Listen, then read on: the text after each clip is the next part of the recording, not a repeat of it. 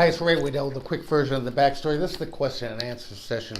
We've had a lot of discussion recently about a shifting market. 2019 likely to be very different from 2018, may even change to an oversupply market. So the question is from someone on given that you think that there's a possibility of an oversupply in the future. There is a probability at some point in the future, actually. But what would be your strategy for making a low ball offer, or an offer that could be accepted that I think might be below market or certainly fair to the buyer?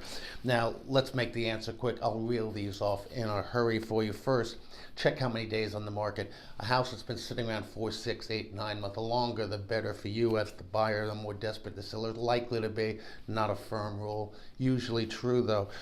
Number two, understand the market. Make sure you're working with a realtor who really understands not only the general neighborhood and the general market, but your specific neighborhood, maybe even your specific block and what's happening with the specific house that you're looking at. Which feeds into number three, understanding the seller.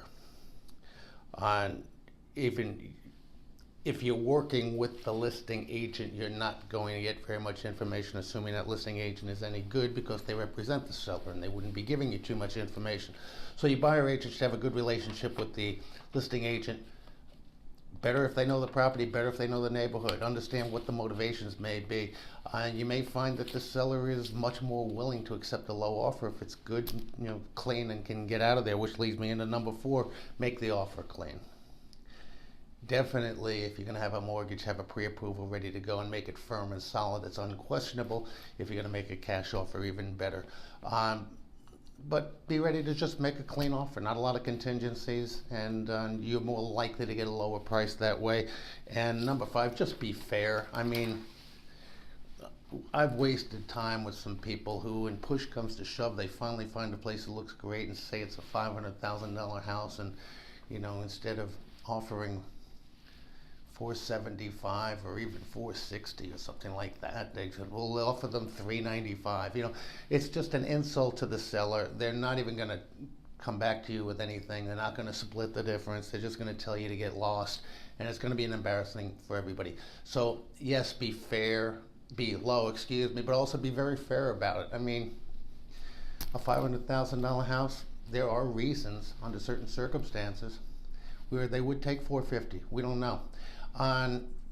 Those are just 5 quick examples. The market's not there. It may get there sometime. If it does, we'll talk about these issues even further. But whether it does or not, if you're in the market to buy, particularly anywhere in the DC metropolitan area, and you know specific neighborhoods you're looking at, just give me a quick ring. I'd be glad to talk about them with you, give the information that I know, and give you the insight that I have on those particular places. Thank you very much. We'll talk to you guys later.